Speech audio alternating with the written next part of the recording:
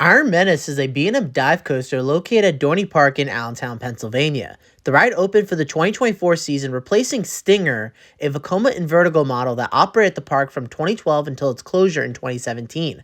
After the ride closed, the land has been sitting vacant ever since, and throughout the years, the park has made a lot of different proposals on what type of attraction do they want to add on that land. There were two proposals for two different wooden roller coasters. One by GCI that was proposed during the summer 2018 season that was going to open for the 2019 season. It would be an out and back layout, and the layout would have occupied the Dinosaurs Alive land, in which the attraction did get removed after the 2018 season. Unfortunately, Dorney Park didn't really say anything about the GCI throughout the 2018-19 offseason. No constructions, and plans pretty much fell through. Another wooden roller coaster in discussion that also fell through was a Gravity Group. This would have been something like the now defunct Switchback at ZDT's. It was proposed in April 2020, and that it was scheduled to open for the 2021 season. In the plans, it looks like Possess would have been removed. Luckily, it wasn't, and the plans didn't happen. Another coaster model that was also in the works was a relocation coaster of Kanonen located at Liseberg. It was removed at Liseberg after the 2016 season. Dorney Park was looking to buy it, and that didn't happen. Kanonen was saved and eventually went to Iowa's Lost Island theme park, which is known as Matugami. So those projects pretty much fell through. What was next? A B&M dive coaster, and that seemed to work. Stats for the ride go like this: has a height of 160 feet, drop of 152 feet at 95 degrees, so it's beyond vertical, max speed 64 miles per hour, 4 inversions, an Immelman 0G roll, an incline loop, which is a vertical loop that kind of looks tilted, and a corkscrew. And you also got a length of 2,169 feet of track. Iron Menace is by far the best themed ride in the park and is located in the best themed area of the park.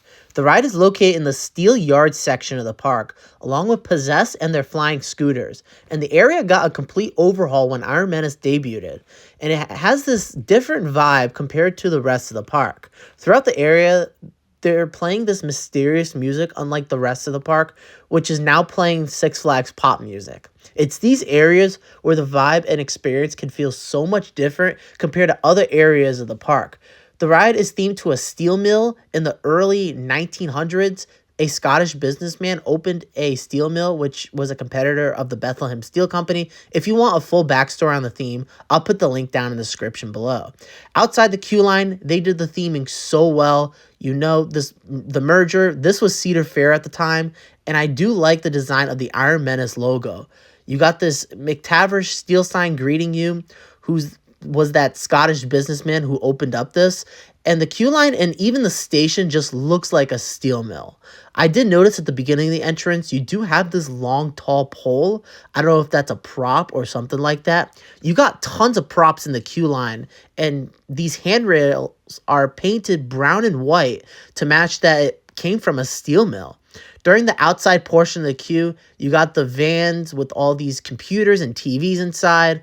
Also in the queue line, pretty much every 10 minutes, the TVs in the queue have people that look to be dressed as scientists talking about the steel mill. The station is really looks like a steel mill. You do have some spotlight effects inside the station, kind of like Jolly Rancher Remix at Hershey Park. As for trains, the ride runs 2 trains with 3 cars per train, 7 across in a single row. And the ride does have vest restraints, which actually didn't really bother me as much as the vests on Valraven. I don't know if it has something to do with the size of the coaster. Iron Menace only has a height of 160 feet, while Valraven has a height of 200 feet.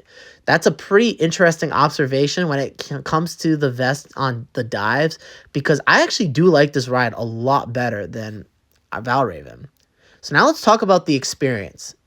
When you dispatch, you have this guy in the speakers yelling stop or get out. That's when all the lights in the station kind of interact. Once you dispatch, you climb the 160-foot lift hill. You then enter the holding brake. I noticed this holding brake actually holds you shorter than other dive coasters. This one is about 5 seconds. And then you drop at 95 degrees into your first inversion and Immelman. Then a 0G roll into an incline loop, which is where the vertical loop kind of tilts, and then a corkscrew, and then a bank turn into the station. It's a very short ride. Now, I know the big question when it comes to this ride is its smoothness. Is it a smooth ride? I didn't find the roughness unbearable, but it isn't butter smooth. There's definitely some quirks and possibly issues that maybe or hope that gets fixed in the near future. My first ride was in the second row in the middle seat, and I thought the ride ran pretty smoothly with the exception of that one part of the ride, and that is that bank turn going into the station. On every seat, you're going to feel that pothole. And what's worse is that it is towards the end of the ride, and that is going to be the first thing you're going to be thinking about on that brake run. That turn is actually the biggest issue on that ride. Now, that pothole didn't feel terrible, but it really felt out of place. It shouldn't be on a ride that's fairly new. I know in the last 5 years, a lot of B&Ms have had some issues, and it really does get me concerned with Tormenta coming to Six Flags Over Texas. Now, as for seating, I would definitely experience a middle seat if you want a smoother ride. If you sit on a wing seat or a seat on the outer portion of the ride, you will have more of that rattle. After the first ride, I did some testing just to see which seats are smoother and which are the rougher ones, because going in, I did hear about this ride having some rough spots. So overall thoughts, I still think this is a good addition to the park. Dorney Park needed something because they haven't added a new original coaster since Hydro the Revenge in 2005.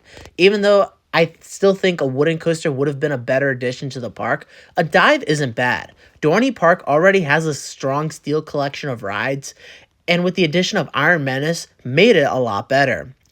So for a final score, I'm giving it a 7 out of 10. There's definitely a few factors that play a role in the score, such as theming, which for a good factor, this could be one of the best themed rides outside of Universal that I've seen. Lots of props, the station looks very nice. I'm glad they added a story to the ride. Bad factor, like I said, is the roughness and the layout. It's a really short ride, but I understand they had to fit this in a very small plot that was previously home to 2 clones in the past. And for roughness, this isn't just for this ride. It seems to be a problem on a lot of newer B&Ms, but it isn't unbearable. So that is it for my review on Iron Menace, located at Dorney Park in Allentown, Pennsylvania. If you've ridden Iron Menace, I would like to hear from you on what your thoughts are down in the comments, if you agree with everything I said. And subscribe for more Coastermonium videos, and I'll catch you guys later.